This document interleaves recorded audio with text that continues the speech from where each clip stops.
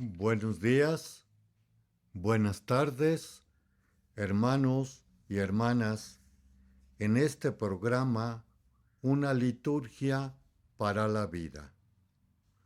Hoy, lunes 18, nos encontramos en la semana 29, que ayer domingo se abrió precisamente con el domingo 29. Y ya vamos casi en la recta final del año litúrgico de la fe o de la Iglesia. También otra de las cosas que debemos de tener bastante presente viene siendo que Jesús estaba enseñando a sus discípulos, a tal grado que lo vemos que inclusive va pasando por la orilla de las aldeas y ciudades para no ser interrumpido, pues va camino a Jerusalén. También otra de las cosas muy buenas que debemos de tener presente en esta enseñanza va puntualizando elementos de la vida misma. De aquel entonces, específicamente, por un lado, la semana pasada, nos estaba hablando acerca del matrimonio o el núcleo de los sacramentos de servicio o compromiso que vienen siendo precisamente el matrimonio, que es el que más conocemos, y también el orden sacerdotal. De ahí que al final del Evangelio de la semana pasada, Pedro le dice a Jesús: y nosotros que hemos dejado todo, ¿qué vamos a recibir? Y ahí se despliega el Señor: recibirán el 100 por 1, rápidamente comento, la vida eterna con persecuciones. También en otro momento, Pablo nos está hablando de ciertas conductas indeseables en la iglesia y en la asamblea de los cristianos, que viene siendo la diferenciación entre ricos y pobres. Que llega uno bien vestido y le dicen: siéntate aquí. Sin embargo, otro mal presentado: tú párate allá. En este entender de que la fe nos sirve para el caminar de nuestra vida, también hoy está lo mismo, que viene siendo acerca del poder. Esto nosotros precisamente lo estamos viendo en el ser humano, muy en poder y en el dominio, que precisamente contrae injusticias como crueldades. Y este tal poder está bastante bien explicado en el Evangelio de hoy. Los apóstoles no se libran también de esta debilidad humana, ya que dos de estos, los hijos del trueno, Santiago y Juan, van a pedirle al Señor: concédenos que cuando tú estés en tu reino, uno esté a tu derecha y otro a tu izquierda. Ese era el tal pensamiento de aquella época, cuando viniese o se estableciese el mesianismo en Jesucristo a nivel sociopolítico. Sin embargo, el Señor nos da una tremenda lección que viene siendo precisamente en el Evangelio. No saben lo que piden. Podrán pasar la prueba que yo voy a pasar y recibir el bautismo con que yo seré bautizado. Esto viene siendo el sacrificio que nos está hablando muy ampliamente la primera lectura, como también la segunda lectura de Pablo a los hebreos. Pero aquí vamos a tomarla en el sentido de que este tal siervo de Dios que va a padecer, padece situaciones bastante extremas por su predicación, por su misión, que también aquellos discípulos como misioneros igualmente irán a pasar por este trance.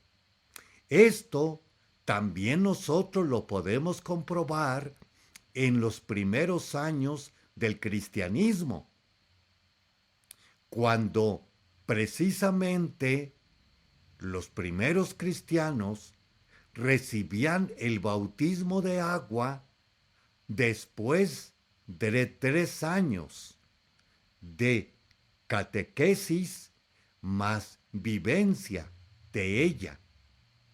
Los valores del Evangelio que tanto el Señor transmitió.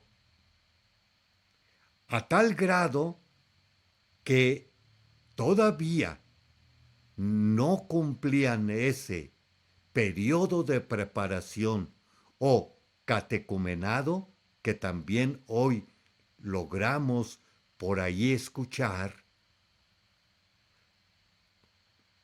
Todavía no terminaban este periodo para ser bautizados. Entonces,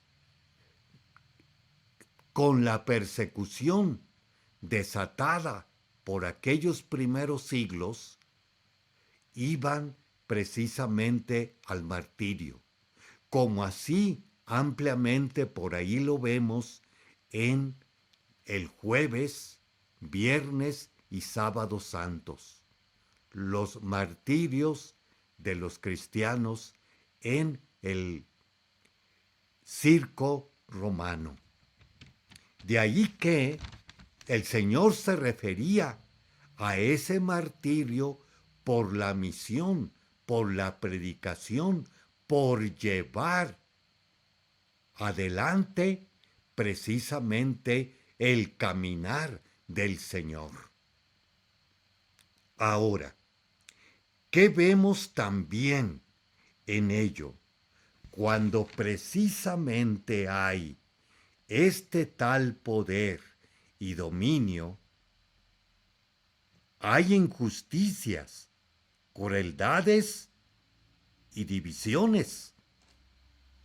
Divisiones que precisamente las podemos constatar en el Evangelio. Los otros 10 apóstoles oyeron esto y se indignaron contra Santiago y Juan. Jesús los reunió entonces a los 12, no a los 2 que le habían pedido. Pero también recordemos la semana pasada que también Pedro también quiere ver ya claro su premio, su paga. Y nosotros que hemos dejado todo, ¿qué vamos a recibir? Pero ahora se ve bastante claro una situación terrenal, de nuevo, social y política. Vamos a hacer un pequeño espacio y regresamos. Le esperamos. Continuamos en este siguiente segmento de una liturgia para la vida. Estamos repasando el Evangelio del domingo pasado, domingo 29, donde se presenta entre los apóstoles el poder y el Señor los toma a los 12 para que precisamente poderles reconducir, como decíamos anteriormente, enseñar. Y esta enseñanza precisamente es esta.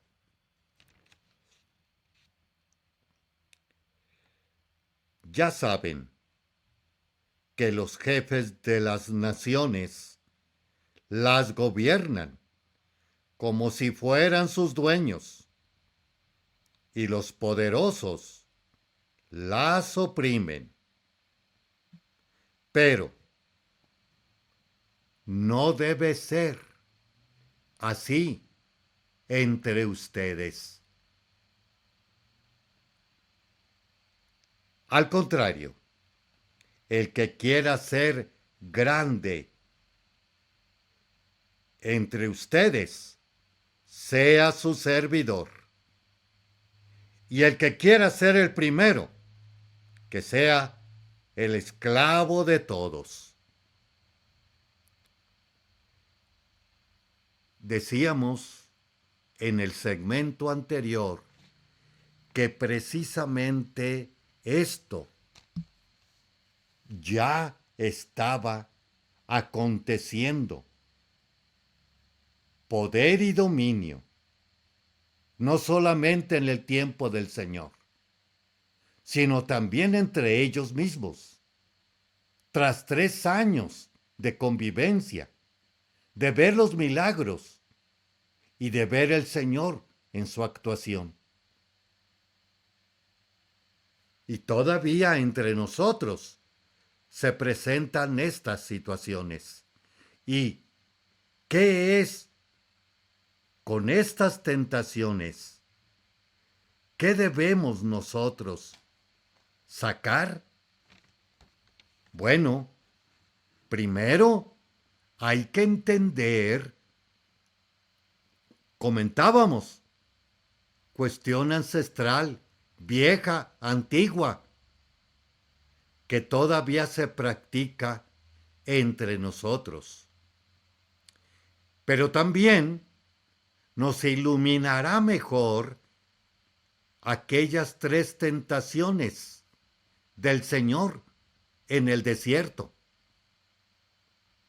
Tentaciones que no fueron continuas o en ese momento, sino era un prólogo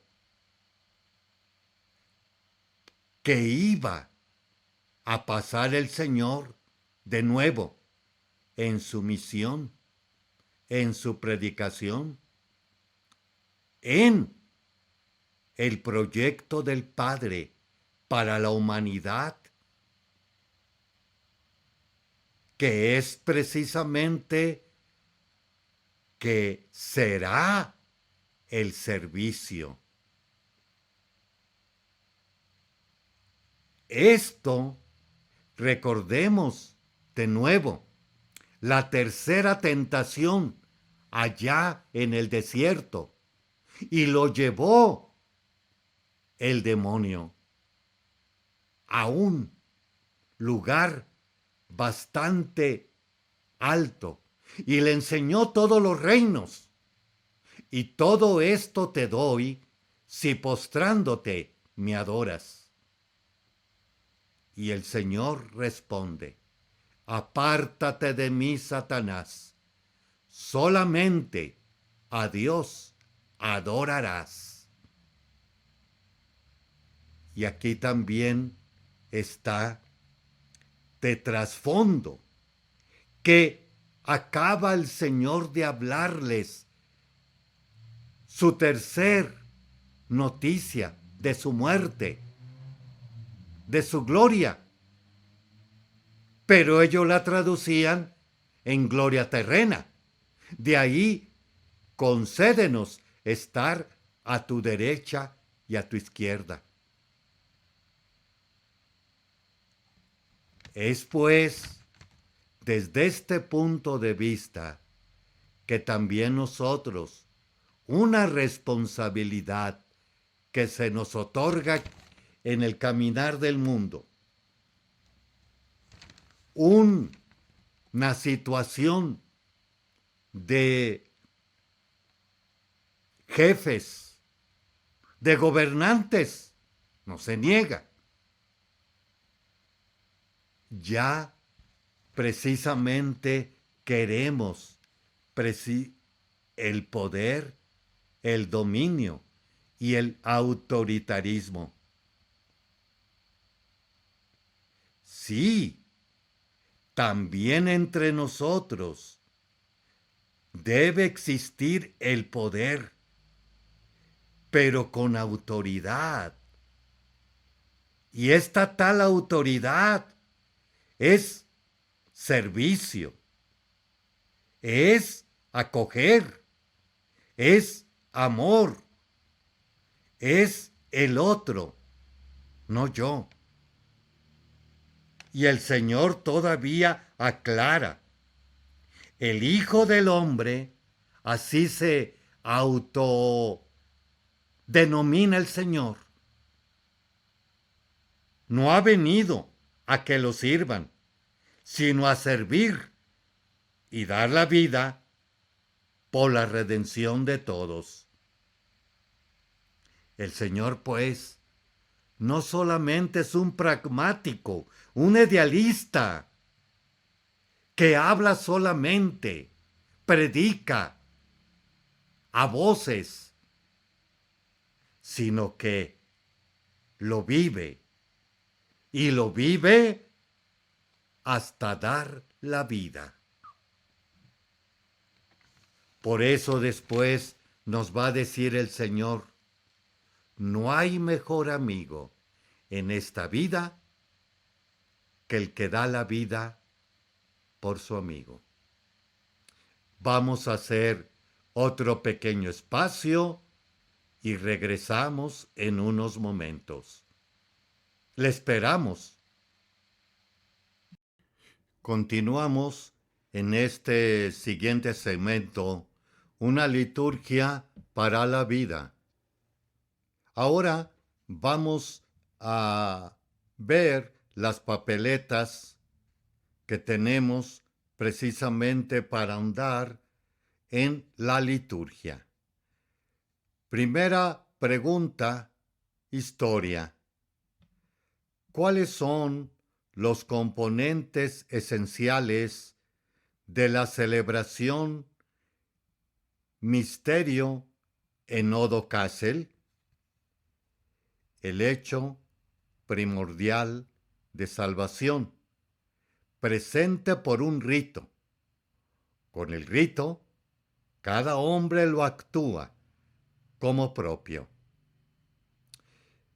Debemos aquí entender que en la liturgia hay palabra de Dios, cantos, signos, entre ellos danzas, municiones, palabras de parte de la gente, ritos, símbolos.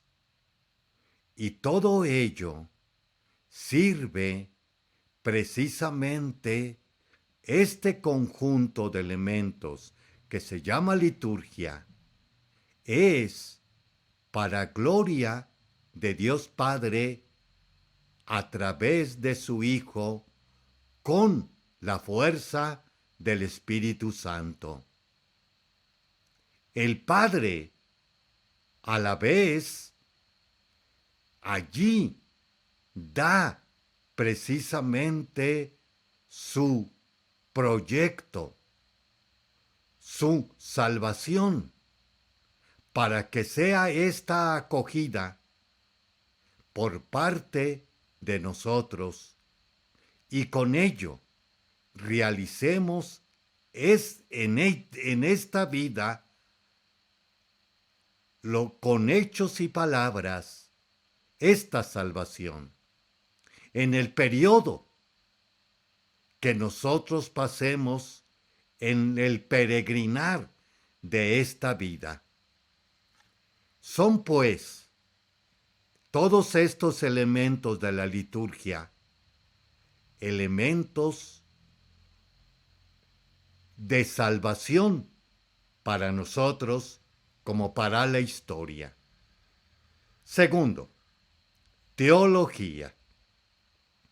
¿Qué es Jesucristo en la celebración de la misa?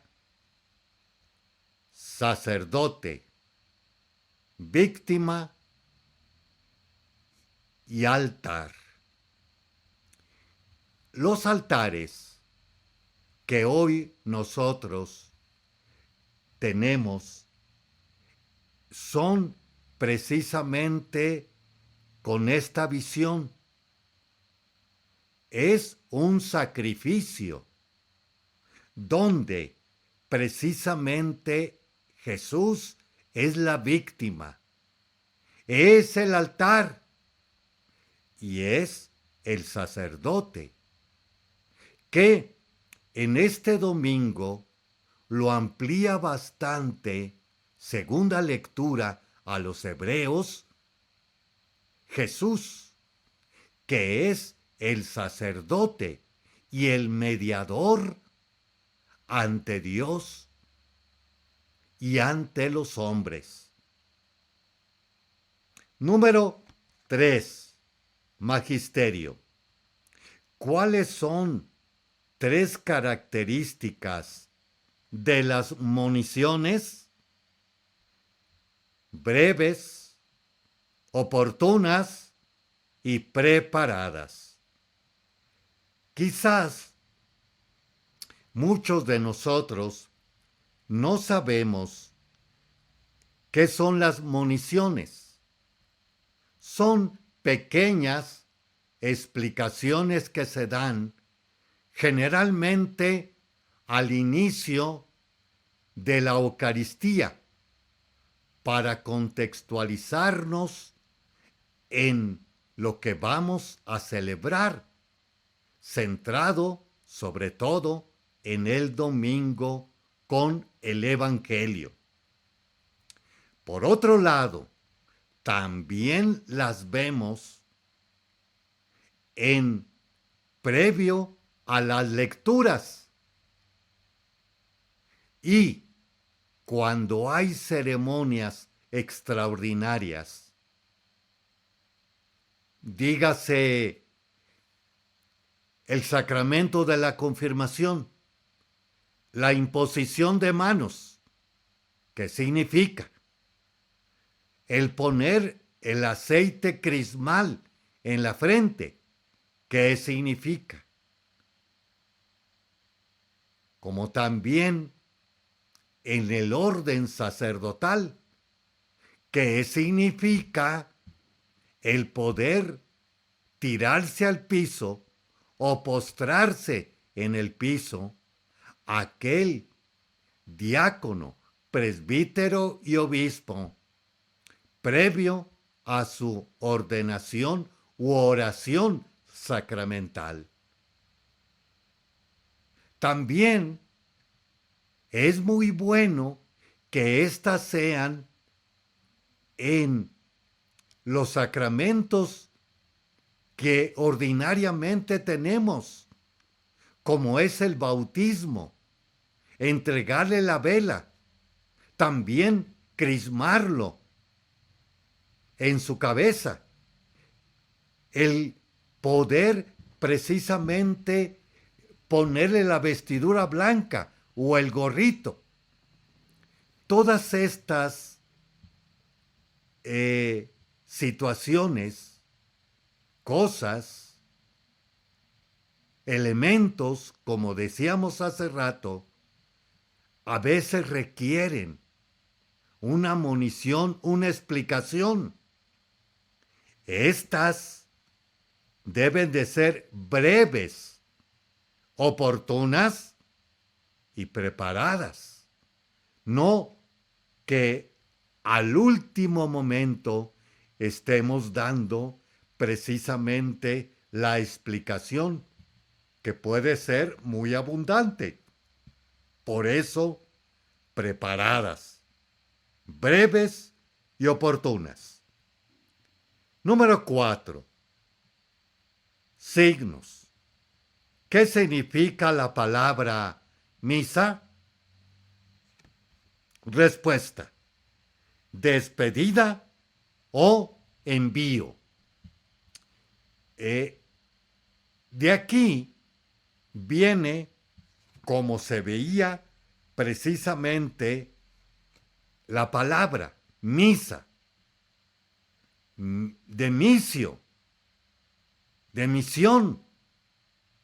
Ya hemos terminado. Vayan a continuar, vayan a misionar, vayan a predicar, vayan a vivir lo que aquí nosotros hemos oído y celebrado. Ahora, su nombre actual ya no es un tanto, aunque todavía por ahí predomina la palabra misa, pero ahora es la Eucaristía, que quiere darnos a entender la acción de gracias que hacemos a Dios a través de la historia de la salvación, o celebrar las maravillas de Dios que ha realizado en la historia de la salvación. Y dentro de ello, centralmente, es Jesucristo, Semana Santa, Tríodo Pascual, y próximamente ya viene la Navidad. Pero también puede ser mi nacimiento, como también puede ser la creación, como también puede ser el decálogo, la alianza, también puede ser todo ello. Así es que cuando yo no asisto a la Eucaristía, pues me estoy perdiendo esa acción de gracias que a través del pan de la palabra se me está ofreciendo. Vámonos al número 5. Celebración. ¿En qué plegaria eucarística está: tu pueblo ofrezca en tu honor y sacrificio sin mancha, desde donde sale el sol hasta el ocaso? Respuesta: en la plegaria eucarística número 3. Tenemos varias plegarias. La primera, bastante antigua, un tanto nueva, segunda y tercera. Y también tenemos las de los niños, son 3. La de la reconciliación, son 2. Y la de circunstancias especiales viene siendo 4. Con esto, para que nosotros hagamos de la misa o la Eucaristía no tan monótona, sino más bien ahondar en ese misterio de Dios acaecido desde ancestralmente en la historia. Número 6. Derecho y otros. Que no le está permitido al ministro extraordinario de la comunión eucarística u otro designado por el ordinario, al exponer el Santísimo en ausencia del sacerdote y del diácono? Respuesta: impartir la bendición con el Santísimo. Recuerden, hermanos y hermanas, que desde el año 73, por el Papa Paulo VI, dio a los laicos y laicas el permiso, claro, temporal, para poder asistir a la distribución de la comunión eucarística en las misas, como en la adoración, como llevar a los enfermos, como aquellos y aquellas privadas o privados de su libertad. Pues vamos a hacer otro espacio y regresamos en unos momentos. Continuamos en este último segmento de una liturgia para la vida. Vamos a repasar los santos y santas de esta semana. Hoy, 18 de octubre. San Lucas Evangelista. ¿Qué podemos decir de este santo? Los datos históricos del Nuevo Testamento, como de los Hechos de los Apóstoles, más las cartas de San Pablo, lo pone como un médico y su acompañante en las misiones. Fue miembro de la comunidad cristiana de Antioquía, de origen judío, muy helenizado o griego, médico, conocedor a fondo de las cosas judías y de la Biblia griega. La tradición le hace vivir hasta los años 84, donde muere célibe y de muerte natural. Autor de 2 obras. Su obra, con afán de información y de orden, escribiendo las cosas desde el principio.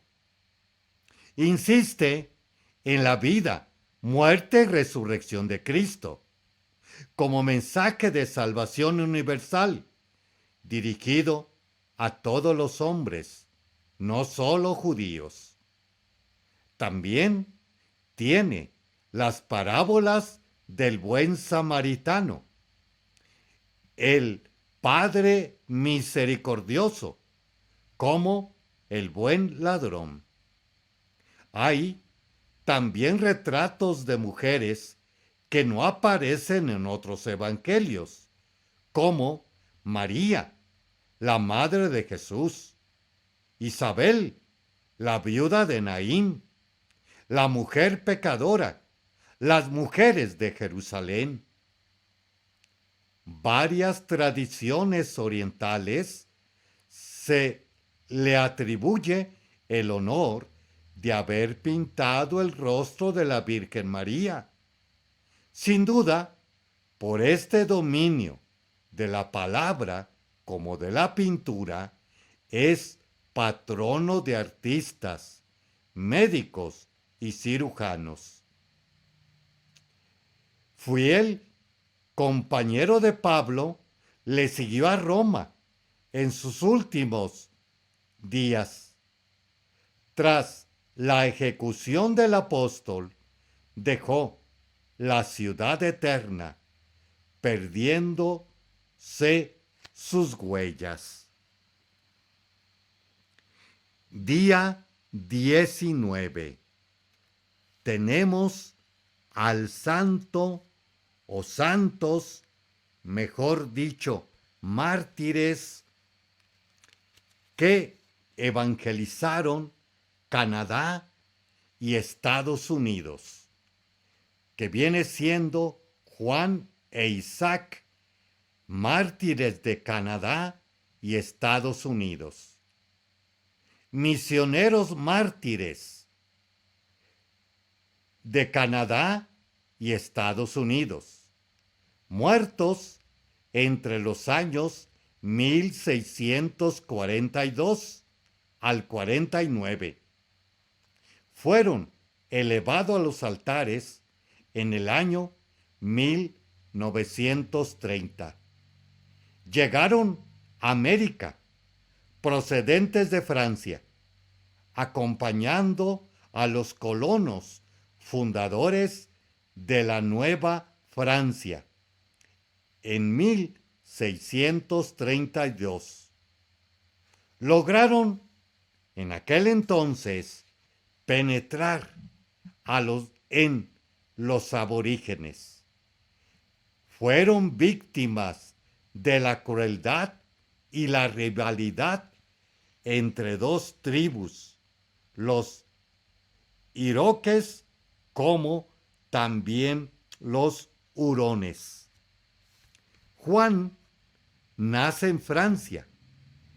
Después de ingresar a la Compañía de Jesús en 1617 y de hacer sus estudios de teología, pidió ser enviado a la misión de Canadá.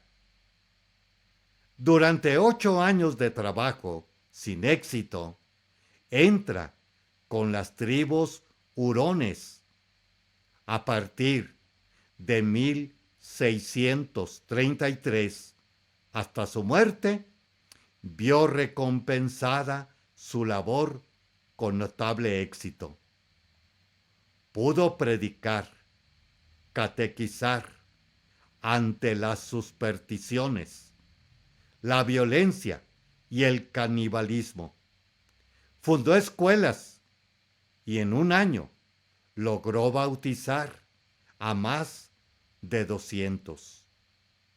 En 1646 fue sorprendido por la tribu enemiga, los iroquenses, llevado por su compañero a la misión de San Ignacio, donde fueron torturados, mutilados, quemados y comidos para obtener su fuerza vital. Su muerte fue transmitida por un hermano coadjutor, testigos de los hechos. Igualmente, la suerte corrió con Isaac, nacido en Francia, y sus 5 compañeros en 1649. Su muerte se produjo tras el aplastamiento del cráneo en hoy Roseville, el 19 de 1649.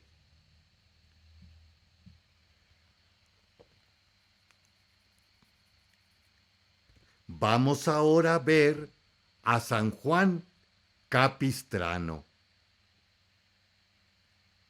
San Juan Capistrano, año 1386, 1456. Vivió y actuó en Europa del siglo XV. Desgajada por el cisma y la corrupción y amenaza de los turcos. nace hoy llamado Nápoles. Hizo la carrera de leyes. En 1412, nombrado gobernador de su ciudad, inspirado por San Francisco a entrar en su orden, dejó a su prometida, sus bienes, e hizo la profesión religiosa en 1416. Pasó después a estudiar teología con los maestros Juan de la Marca y San Bernardino de Siena. Con su ordenación sacerdotal, 1418, comienza su actividad apostólica en las provincias italianas, renovador de la vida franciscana. A lo largo casi de 20 años, desde 1919 al 38. En el 39 se embarca al centro y al este de Europa. Es visitador de la orden en Oriente. Después, nuncio apostólico en Sicilia y Francia. Asiste al Concilio de Florencia para pasar finalmente como misionero a Alemania, Austria, Polonia y Hungría. Se dedica a la cruzada contra los turcos que habían tomado Constantinopla. Invocando el nombre de Jesús y en virtud de la Santa Cruz, logró, con la ayuda del general húngaro, derrotar el ejército turco que había puesto su cerco a la ciudad de Belgrado. Pocas semanas después de la victoria, moría el santo a causa de la peste. Su vida de misionero franciscano, su entrega a los demás y servicio a la iglesia. Ahora vamos a ver a otro también buen santo, San Antonio María Claret, obispo y fundador, celebrado el 24 de octubre. 1807-1870. Natural de Salem, pueblo agrícola e industrial en Barcelona. Desde niño trabaja en el telar familiar. En 1829 entró en el seminario. Ordenado sacerdote 1835. Se traslada a Roma para integrarse en la Congregación de Propaganda Fidei para las misiones extranjeras. Pasa su noviciado a la Compañía de Jesús. Se dedica durante 14 años como párroco y después como misionero. Recorre a pie y a caballo buena parte de Cataluña. Más de 150 obras, hojas, folletos, libros de formación religiosa dirigida al pueblo y a los sacerdotes hacen de él el apóstol del siglo XIX. Como prolongación de su obra, fundó la Congregación de los Misioneros, hijos del Inmaculado Corazón de María, o claretianos, el periodo más agitado y anticlerical en la historia de España. Fue nombrado arzobispo de Santiago de Cuba, 1850 1857. Cuando regresa a España y se hace confesor de la reina Isabel II. Sus últimos años de vida, presente y alejado al mismo tiempo de la corte, todavía tuvo tiempo para organizar el Centro de Estudios Eclesiásticos del Escorial. Expulsada la reina en 1868, se refugia en Francia, vigilado y perseguido. Más allá de la frontera, se refugia en la abadía cisterciense, donde muere en 1870. Muchas gracias, hermanos y hermanas, por estos momentos de compartir todo esto para ustedes, y que siempre sea la liturgia para el caminar de nuestra vida. Feliz día y tarde para ustedes.